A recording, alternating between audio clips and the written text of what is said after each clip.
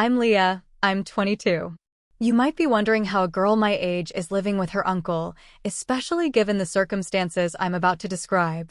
But I can assure you, this is an outcome I never expected. I'm pursuing a career in graphic design, spending most of my time drawing, designing, and working on freelance projects. Life hasn't always been easy for me since my parents divorced when I was young. I've moved around a lot in search of clarity, and I ended up living with my Uncle John. The move was a surprise. My mom had to relocate for work, so I had to find a place to live while I finished college. Jonathan, my uncle, was the only family member who could help me out. He's been married to his wife, Beatrice, for a few years. They have a nice house in the countryside, far from the city. I thought the move would be like the others, with a calm and peaceful environment. But it turned out to be different. It's been several months since I relocated, and I've settled into this environment. I thought I'd embrace the tranquility and calm of this place, but today feels different. I'm writing this because of an incident that occurred when I entered Jonathan's room while he was asleep. I'll share more details about Jonathan later. Firstly, I'd like to provide you with additional information about Jonathan. Jonathan is more than just an uncle to me. He's been a mentor, not just a family member, since I was young. He taught me how to ride a bike and do home repairs. He also gave me my first car for my 18th birthday. So when my mom needed a place to stay on a business trip, he was the obvious choice. He's not just someone who shows up during the holidays.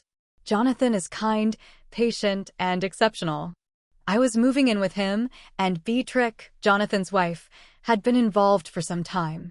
They got married 2 years ago, and at first I had some reservations about her. She was older than Jonathan, and there was a subtle aloofness that made it feel like there was a distance between us, like I was an outsider in their intimate sphere. I initially lived in the guest room at the far end of the house. I tried to minimize my interference and let them have their privacy, but the tension between Beatrice and me gradually diminished, particularly when she started giving me advice on cooking, cleaning, and other typical household tasks. I didn't get along with her as well as I did with Jonathan. But things have gotten better over the past few months. I've noticed that I'm getting closer to Jonathan. He listens without judging and is always willing to help. We often spend evenings together, chatting over dinner or relaxing in the living room. Recently, I've noticed something strange happening. Our dynamic began as a transient emotion, but it gradually intensified as we spent more time together. This led me to recognize an inappropriate attraction towards him. There were his smiles, the occasional brush of his hand against mine, and the furtive glances he cast my way when he presumed I was unaware. All of these interactions felt distinct from previous experiences. It is challenging to articulate, yet I could not dismiss it. I was uncertain if he perceived it, but I sensed a palpable tension developing between us. I know you might be thinking, Leah, what are you saying? He is your uncle. I know it sounds crazy, but this feeling, this undeniable pull between us, just won't go away. I try to ignore it, convincing myself that it's all my imagination. But whenever we're alone, the atmosphere seems thicker, as if an unseen force is drawing us closer. This brings me back to the present moment. Right after dinner, while I was working on a project in my room, I heard footsteps in the hallway. Jonathan had been. Beatrice was away for a few hours, so I was on my own for the evening. At first, I brushed it off, but when I heard the door to his room open, I froze. I had a moment of doubt. Should I go in or let him rest? My curiosity won out. I wanted to talk to him. Maybe it was the tension that drew me to him. I opened the door quietly, trying not to disturb him. He was lying there, one arm behind his head. He was lying there, face serene in slumber, with shadows from the window creating an ethereal look. I stood there for a few moments, feeling a bit nervous. I could hear my heart pounding, and I felt a warmth rising in my cheeks. I'd never felt like this before. I wasn't sure what I wanted. Was it just to observe him, or was there something deeper? I don't know how long I stood there, but I was lost in thought when I accidentally knocked a small vase off the shelf behind his bed. Jonathan woke up when he heard the noise. His eyes opened, and for a moment, our eyes met. I could see bewilderment in his eyes, but there was something else there, too. He blinked a few times, trying to focus on me, and then he let out a soft, tired laugh. "Leah, what are you doing here?" he asked. His voice was still a little hoarse. I was so tired that my heart was pounding in my chest as I tried to think of something to say. I didn't want to be too nosy, but I was unsure how to bring up what I'd done. My mouth was dry, and I couldn't think of anything to say. "I didn't mean to disturb your sleep." I suddenly felt embarrassed. Jonathan slowly sat up and rubbed his eyes. He looked at me with a gentle smile, the same one he usually had when he was being patient. But now there was something different about it. He had an intense look in his eyes that made my heart pound. He seemed to be looking at me for a moment before he spoke again. He was speaking in a gentler tone than usual.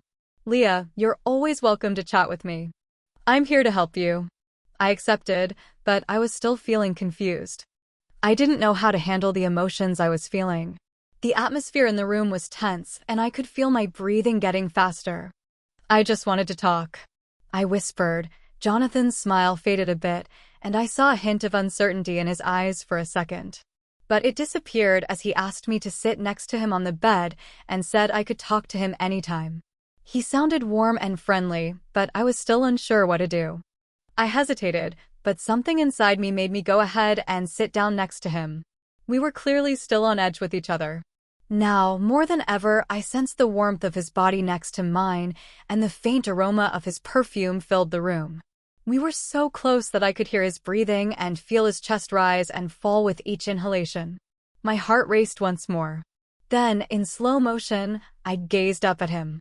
Our faces were so close that I could feel his warmth, and his gaze was gentle, almost hesitant. There was something else there, too. My skin felt tingly. He lowered his voice before I could respond with a word. They parted, and I found myself getting closer to him. My face felt hot, and my heart was beating loudly in my ears. What was I doing?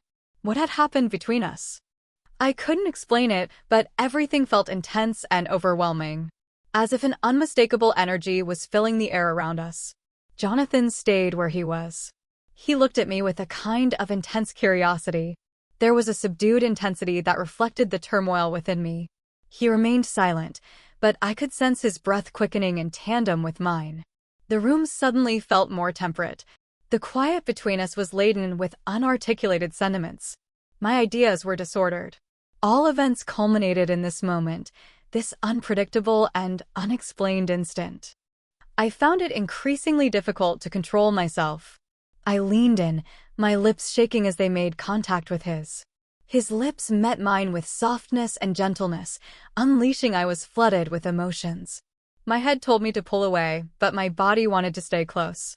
I needed this. I wanted this, but I couldn't make it happen. I had to stop denying it. Jonathan's hand, both gentle and firm, touched my cheek and cradled it. His other hand was on the bed next to him, and his fingers were brushing over my FL flesh. I could feel the warmth of his touch. His touch made me feel something on my skin. The kiss intensified, and it was hard to tell where one ended and the other began. All external realities beyond this room seemed to disappear. It was just the two of us. We were connected in a way that couldn't be escaped. My thoughts were confused. I felt guilty and like I was doing the right thing. What were we doing? Why were we doing it? I felt like I needed to do it, but I couldn't explain why. He broke the kiss and rested his forehead against mine. Our breathing became faster and deeper. He was unsteady and each exhale measured. I could sense his pulse against my skin, mirroring the erratic cadence of my own heart. "Leah," he uttered softly, his voice strained with deeper emotions. We shouldn't proceed, but I was uncertain of my agreement. An internal force compelled me to disregard any rationale for sensation. Gradually, I reached for his hand, intertwining my fingers with his. He did not withdraw, but his fingers curled around mine as if he were clinging to me as fervently as I was clinging to him. Our eyes met again, and we were silent for a while. We were both thinking about everything that lay between us. I wanted to know if we could be together. I took his neck in my hand and kissed him again. This time, there was no hesitation, no fear, and no uncertainty. I just wanted to be near him and feel his hand on me. His hand slid down my back, pulling me closer. The contact between our bodies intensified the experience immeasurably.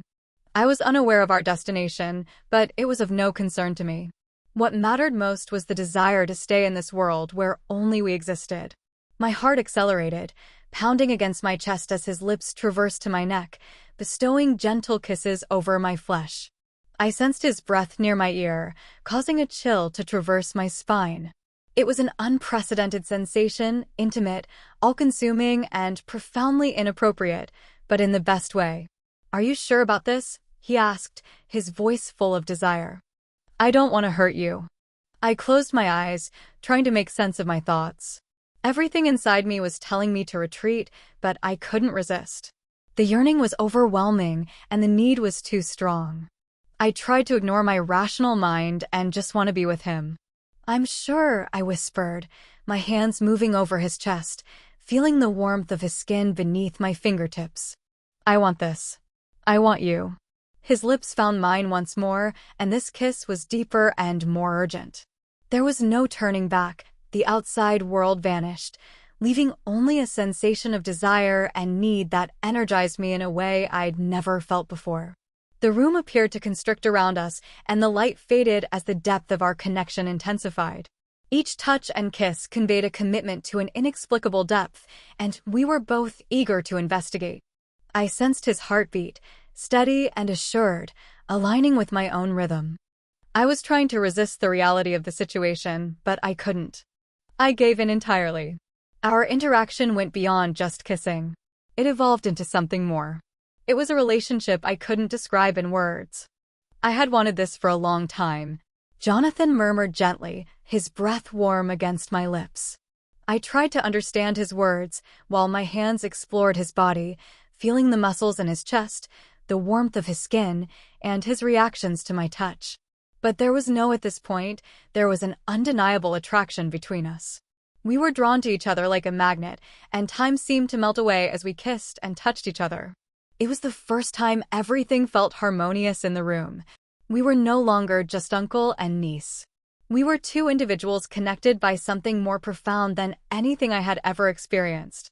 The atmosphere between Jonathan and me was charged with. We were both feeling anxious, but we didn't move or communicate.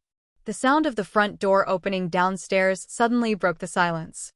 I felt my heart racing, and I quickly pulled away from Jonathan. I was feeling panicky, and he was grasping me. What have we just done? I felt ashamed, but there was also this undeniable need. I felt like I was carrying a burden. Jonathan stayed still at first because of the tension from our recent exchange and the complex reality of our deep entanglement, which wasn't easy to resolve. Jonathan looked at me, his face unreadable. I could feel the warmth between us, the intimacy that was still there. Leah muttered, her voice strained, but before she could say more, the sound of footsteps echoed up the stairs. "Jonathan!" I felt my heart drop and my breath came in short, sharp gasps. I wasn't sure what to do. My thoughts were racing. I didn't know where to start. I wanted to talk to her about what had happened recently. The door to Jonathan's room opened and Beatrice came in. She looked surprised. She looked from Jonathan to me, and it was clear she didn't understand what was going on. "Leah, Jonathan, what's going on here?" she asked. She sounded unsure, but also like she thought something was wrong. Beatrice's presence was like a sudden, overwhelming change in circumstances. Everything seemed out of focus, and it was difficult to make sense of what had just happened between Jonathan and me. My throat tightened, making it challenging to express myself. I faltered, uncertain of how to respond. Jonathan, now seated on the bed with a vacant gaze, was equally perplexed.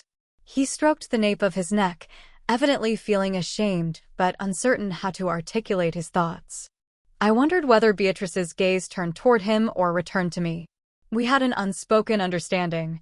It wasn't something we were ready to talk about in that moment. Everything changed. Beatrice sensed something was happening, but her reaction was surprising. Her eyes showed a deep sadness, not anger or disappointment. She came into the room and closed the door behind her. She filled the space with an unusual calm. It was like the quiet before a storm. You need to understand this, Beatrice said gently. She sounded unexpectedly soft. This is more complex than you all realize.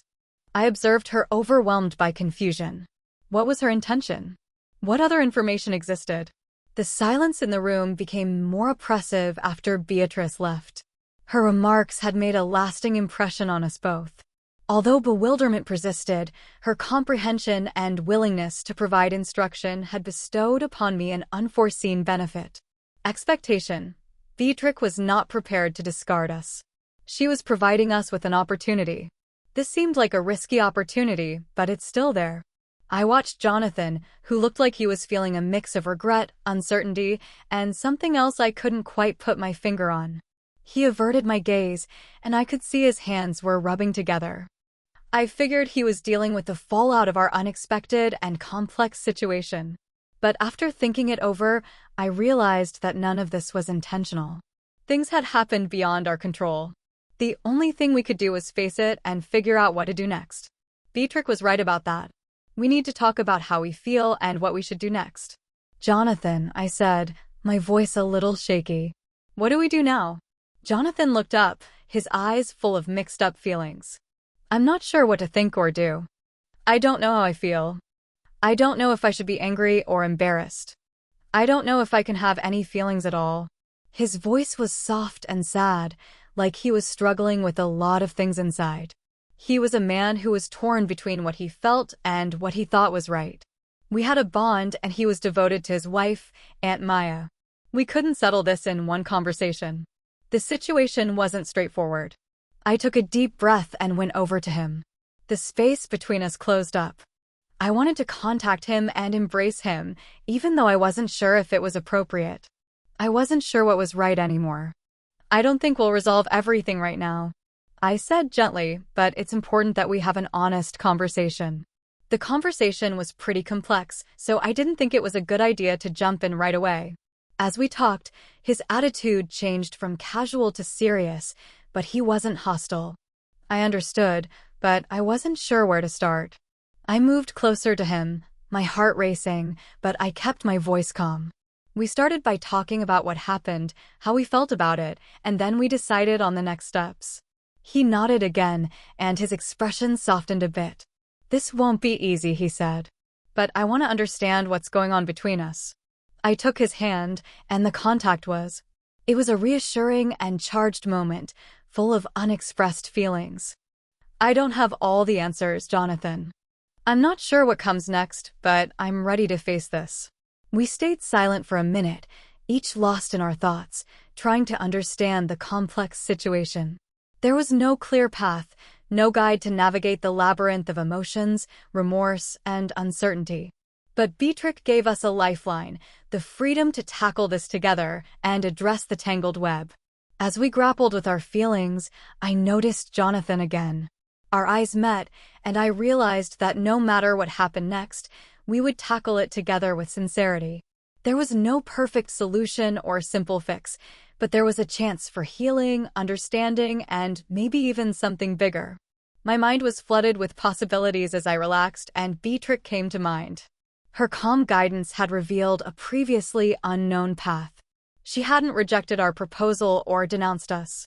Instead, she had given us we had the space to think about how we'd handled things in the past, but we didn't know what would happen next. What if Beatrix said yes to our proposal? Would she forgive us for what we'd done?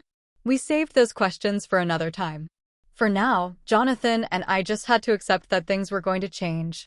Our only option was to move on and find a solution together.